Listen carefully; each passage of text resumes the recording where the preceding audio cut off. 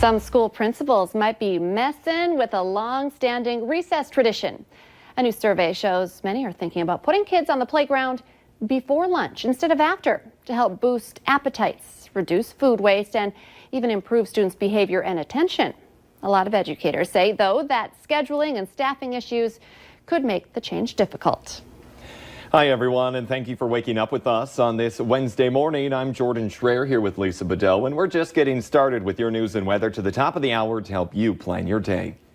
New this morning, a 6-year-old Minnesota boy is now home safe after being missing for about 10 hours, and it was drone technology that finally spotted him. About 600 people stepped up to help police search into the night for the child, who hadn't been seen after school yesterday in central Minnesota, the town of Becker, which is just southeast of St. Cloud. Ethan House got off his school bus with his siblings around 4 in the afternoon, then ran off to play with the family dog, and he couldn't be found. The Sherburne County Sheriff's Office says the child and his dog were located around 2 a.m. in a cornfield about 1.5 miles from his home.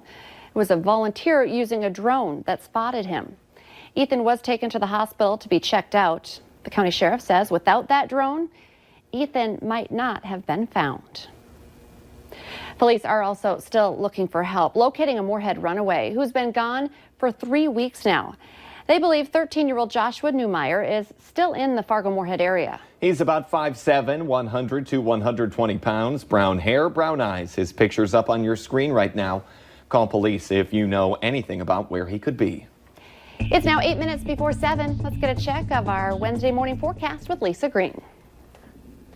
Good morning. Today we are starting off with some areas of fog, some mist out there, but overall that rain that was falling yesterday, that's moved on. You might see a couple of sprinkles today, but we're slowly, very gradually improving our conditions here today. Here's a look at your hourly planner. You can see mostly cloudy skies ahead and temperatures that are going to be into the low to maybe some mid 40s for your highs today. Also some cloud cover overhead as well right now, as you can see in the background of our hourly planner. Can't rule out a couple of breaks in those clouds. I'm hoping we do. I'm hoping we get to see a moment of sun or two. But overall, it will be more of a cloudy day. Wind will be coming in out of the south. We'll see wind speeds that are pretty light here today, too.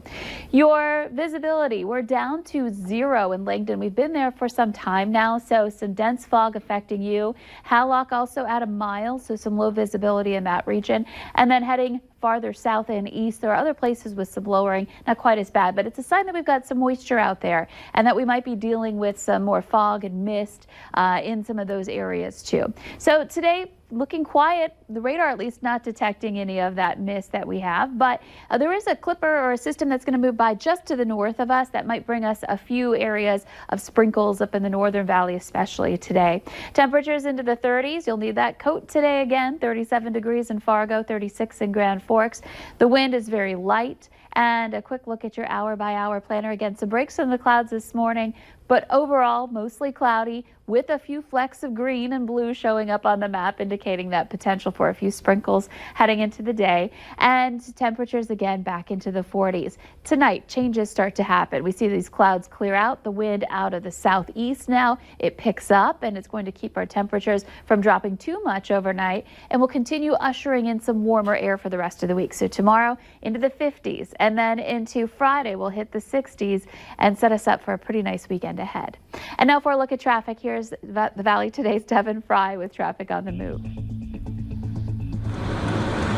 Thank you, Lisa, and good morning, Red River Valley. We're looking at turning onto the interstate here in just a second. Hopefully this light turns and we're able to go. Look at that, just like magic. Anyway, overall traffic flow this morning, it started off much lighter than what it has been this past week. However, that does mean that it's going to get just way busier as we get closer and closer to the school or work days. So that's going to be something to watch out for. But overall this morning, looking fairly light. Now, the big story is going to be on I-29 once again. Now, they have started putting the signs up for that utility work between 12th and 19th Avenue. And they said that the left 2 lanes are going to be closed heading northbound, which means that on one of our busiest roadways every morning, they're going to be funneling from 3 lanes down to 1. So definitely going to be something to watch for in your morning commute. We're going to keep checking in on the roadways in the next hour on the Fargo CW, but for right now, for your traffic on the move, I'm Devin Fry. Police are investigating 2 deadly crashes on western North Dakota highways. The State Patrol says a 26-year-old man from Dickinson was killed when the car he was driving rolled over on a county road near New Salem yesterday. A 26-year-old woman and 6-year-old boy in the vehicle were hurt, but are expected to recover. 2 other children in the car were not hurt. Charges are pending against a semi-driver after troopers say he rear-ended a vintage pickup on a highway near Keene in McKenzie County yesterday.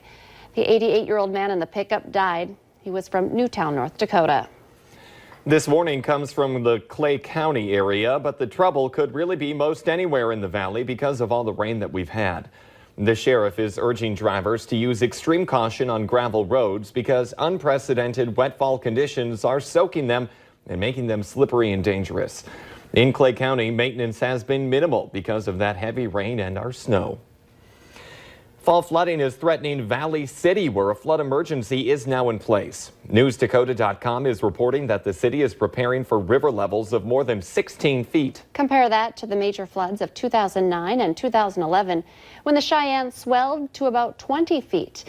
Lake Ashtabula's park ranger says water inflows have never been this high in October over the 69-year history of Bald Hill Dam. And water problems in the valley aren't just impacting farmers' fields this fall.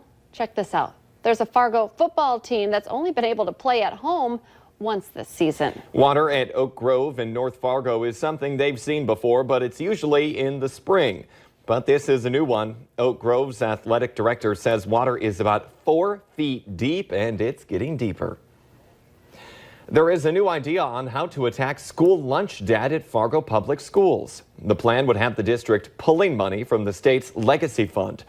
Fargo Public Schools has a school lunch debt right now of more than $30,000. But they're committed to making sure no child goes without something to eat, even if they can't pay.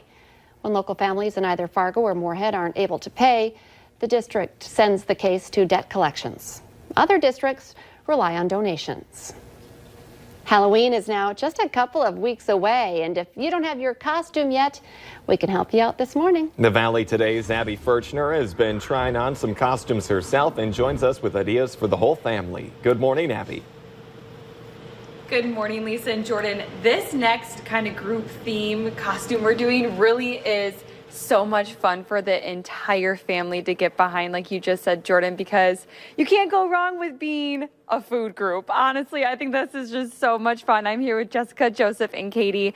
And so, Jessica, what do we even have in store for this food group? This is kind of a good last-minute costume, too. Absolutely great. And you're the dessert. I am a cheeseburger, and I got my little kid Fry here with me. We've also got a corn cob and some kids' pizza. The tiny little girl's cupcake is super cute. I love the big pickle. That's funny. And also some little kid tacos there, too. I think this is so much fun to do with, like, your kids. Like, I love that little cupcake. That's so cute. But what's nice, too, is these are all really budget-friendly, so the whole family can go in on it. Absolutely. You could do a family of 5 for less than $100. Wow. And I know college students, come on, this is like the perfect easy go-to costume for a group of friends. Oh, absolutely. They always sell out in the last week to those last-minute college kids. And I want to talk about your partnership with the YWCA really quickly. What are you doing to give back to them? They are a local nonprofit partner. So anytime you come in and drop off a donation, we actually pay them for that donation. We also give you a coupon in appreciation for that, so you can get 20% off all used merchandise in our store. Such a good deal. So when you come out to Savers to get your Halloween costume, make sure you bring a little donation with you and get that coupon, but also know that you're giving back to the community as well for fun on Halloween. So these are just some fun costume ideas we've had for you this morning, especially if you're still struggling to find your costume. And Halloween's just a couple weeks away, so Great it's time inspiration. to really start thinking about it. Lots of ideas. Abby Furchner reporting live for us. Thank you. Let's get the answer now to our question of the morning on Facebook. Here's that question today. A recent survey asked people what kind of stuff they keep in their junk drawer. A rubber band came in at number 1, but what was number 2? The answer? Birthday candles. You always have a few extra in there, don't you? Remember, you can play along every weekday morning by heading to our Valley News Live Facebook page. Still cloudy out there. Yeah, we're going to be cloudy through the day today. We might have a couple of breaks in there with some sun peeking through. You can see that right now on our hourly planner. But cool today. We'll be into those 40s with mostly cloudy skies. So bundle up again today. Remember, you can get more local news and weather right now on the Fargo CW. Have a great day, everyone.